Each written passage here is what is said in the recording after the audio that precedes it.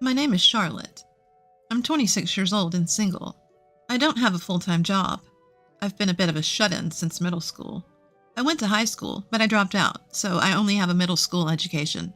Since then, I've been living with my parents, working part-time jobs, and taking on work from online postings. I have an older brother named Sawyer, who's 3 years older than me, and he's the complete opposite of me. Good at sports, lots of friends, and the so-called outgoing type. My brother didn't want people to know he had a sister like me.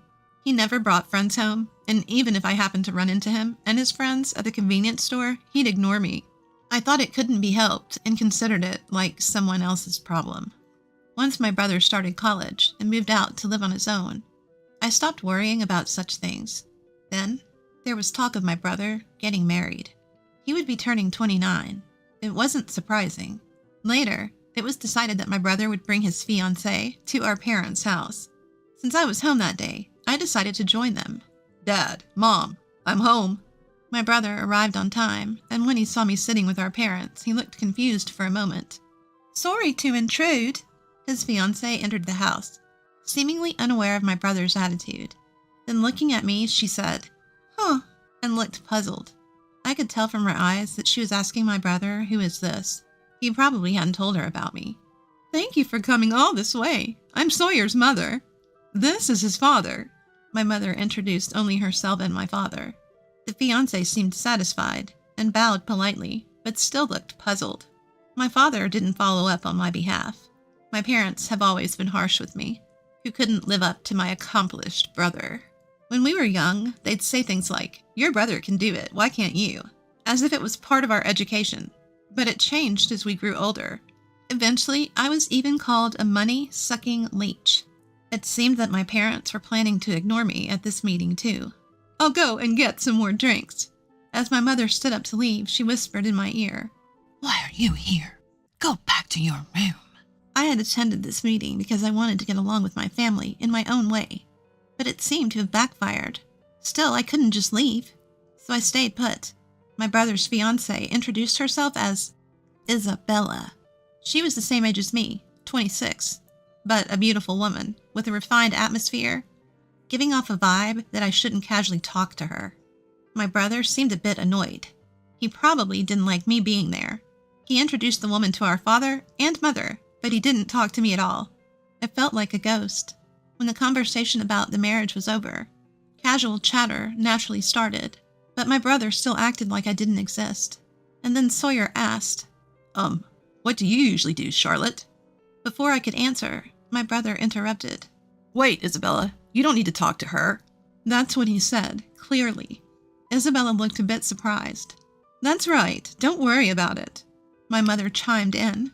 "Yeah, don't worry about it. She's just a stranger with a blood relation." When my father said that, something inside me ended. A stranger. Huh. I thought, so reconciliation was impossible from the start. That's how the meeting ended, as if it didn't matter whether I was there or not. Soon after, my brother and Isabella got married and started building a house to live in together. My brother works at a famous company after graduating from college. He's still in his 20s, but his income seems good. Isabella is going to be a stay-at-home wife and has already quit her job. Around the time my brother's house was completed, we received an invitation to a housewarming party. It would be held with a limited number of guests, including Isabella's relatives and my brother's bosses. My mother was anxious, saying, "Oh, it's already finished. Time flies. We need to prepare a housewarming gift. What should we get?" My father said, "We're family, so it doesn't have to be anything fancy." And he casually turned over the invitation. Only my father and mother's names were on the invitation. My name wasn't there. My mother seemed to have noticed, but asked, "Charlotte is coming too, right?" I wondered what she meant. At the meeting, they had introduced me in such a horrible way. "It's fine if I'm not invited." I declined, but my mother insisted. "No, you're coming. I'll make arrangements." So I ended up going to the party. On the day of the party, it suddenly started raining. My parents and I took a taxi to my brother's house.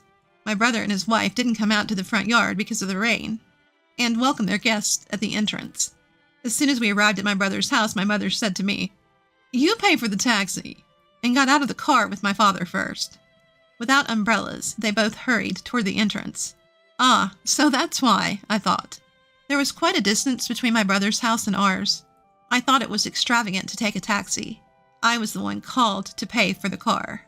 After I paid, I ran towards the entrance, and Isabella asked me, "Who are you?" I had only met Isabella once before. Maybe she forgot me. I thought so, and introduced myself. "I'm Charlotte, Sawyer's sister." But she said with a smile, "Oh, the high school dropout. Neat. We didn't invite the parasite living off her parents." Isabella said this casually, with a smile. My brother, who had just returned from showing someone in, came out too. He said to me with disdain, "Huh, why are you here?" "Hey, Sawyer, I told you not to invite her. Why is she here?" "Well, I don't know either." My brother didn't want to invite me after all. And Isabella changed her attitude once she knew about me. Actually, she's worse than my brother and parents. Would it have been better if I didn't come? I asked my brother cautiously. "Yeah, you're a stranger because of your low education." "Actually, not finishing high school doesn't even count as an education, right? Could you please leave the property quickly?" Isabella followed up on what my brother said, like she was siding with him. Her expression remaining calm the whole time was truly terrifying. Understood. I turned on my heel. The taxi from earlier was gone, and since we weren't on a main street, it seemed difficult to find another one. I didn't have an umbrella. I trudged along, getting drenched in the rain. I could hear Isabella's laughter from behind. After a while, I returned home. My parents came back looking like they had a good time. They saw my face and asked, "Why did you leave suddenly? Couldn't even call a taxi for the way back? You're so useless." My mother complained, as if it were a matter of course. Sorry, I suddenly had a stomach ache. I lied to cover it up. "For such a reason, you left on your own. You're hopeless. Make sure to give the gift later. You're an adult." My father told me that. Speaking of which, I had prepared something to give at the party, but I brought it back without giving it. I wanted to send it by mail, but I didn't know the address. I could ask my parents, but the atmosphere was awkward, so I decided to contact my brother. "I want to send a gift. Can you tell me the address?" This was the only reply from my brother. "I don't give my address to strangers." "Right." I let out a sigh. Is it really fun to assert dominance over me in private? Not just embarrassing to introduce to others?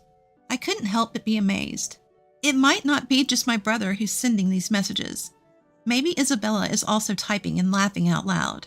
Either way, it's ridiculous. I gave up on sending a congratulatory gift. With the meeting of my brother and his wife and their housewarming party, I decided to leave home. I realized I couldn't get along with my family anymore and decided to live on my own. I didn't have a full-time job, but I had some savings from my part-time work. I was able to rent a room for living alone. Since it wasn't much to live on, I decided to try streaming videos in my spare time. I was already interested in watching streams as a hobby, and was good at finding trends among popular streamers and ways to increase views. When I started doing it myself, I made tens of thousands a month, and the amount grew, covering my living expenses. I decided to invest the money I wasn't using. The investments went well, and I decided to try running a small company importing and selling goods. I was busy in a good way and fulfilled every day. I didn't have a family that would complain about me using the computer all the time. A few months later, I received a call from my parents, who hadn't contacted me since I left home. "We want you to help Sawyer financially," they said. "Why?" I asked, genuinely curious. I wondered what could have happened to the person who just built a new house. My parents slowly began to explain the situation. My brother apparently held frequent parties after building his new house, interacting with various people such as bosses, executives, clients, and Isabella's acquaintances. Among them, someone proposed an investment opportunity, and my brother ended up trusting the proposal. He wasted a large sum of money, lured by the promise of making big returns in just a few months. I was amazed. My brother had a decent job. So if he had just kept working hard, he wouldn't have made such a mistake. What a shame. Who is the person who recommended the investment? Isn't it a scam? No, it's not. It's one of Isabella's acquaintances. My parents seemed to completely trust Isabella. "How much do you need?" She was shocked when I asked. It was an amount that a company employee couldn't easily pay. Is that really the amount my brother needs alone? I asked my parents hesitantly, and as expected, they gave me the answer I feared. We were also introduced to the same investment. My parents hesitated before responding. I can't come up with that much money so easily, sorry. I tried to hang up the phone, but they clung on, saying, We're your real family. Help us out in times like these. Real family? Too little, too late. Sorry, but I'm busy, and I'm a stranger to you, right? With that, I hung up the phone. Later on, somehow, they found out, and my parents and brother's families showed up. The location was the office of the company I run. I was in a business meeting at the time. My secretary informed me, There are guests here for you, President. I don't have any other appointments. Who are they? They claim to be your family, ma'am. What? I shuddered. I apologized to the business partner I was meeting with and excused myself for a moment. When I went to the reception area, there stood my pregnant sister-in-law, Isabella, my brother, and my parents. You're running a company, huh? Well, it's much smaller than where I work. My brother smirked and looked around the office.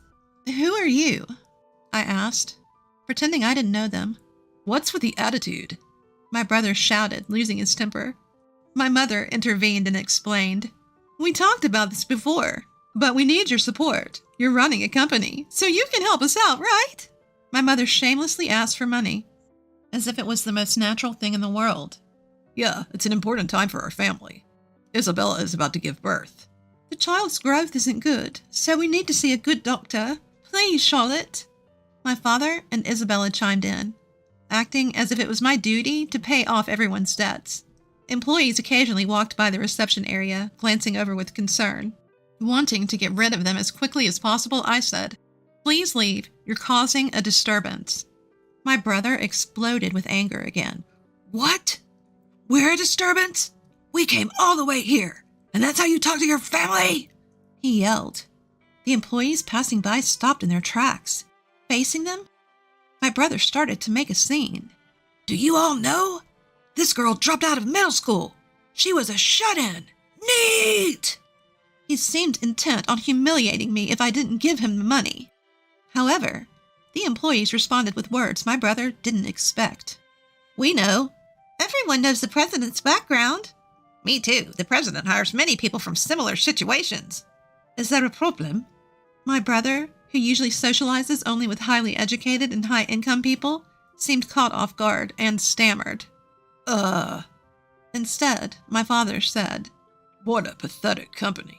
Just a gathering of needs. My brother chimed in. Exactly.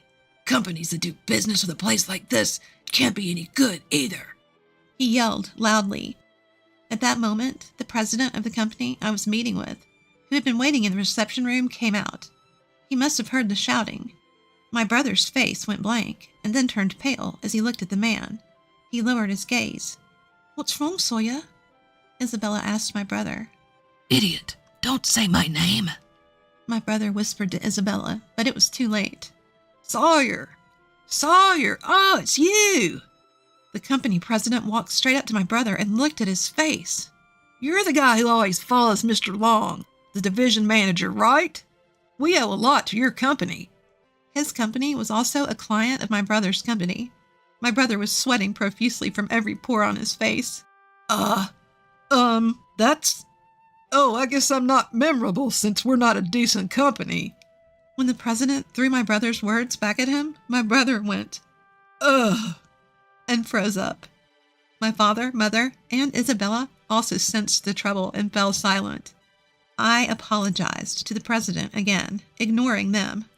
I'm sorry for taking up your valuable time. I'll ask them to leave. Oh, are you sure?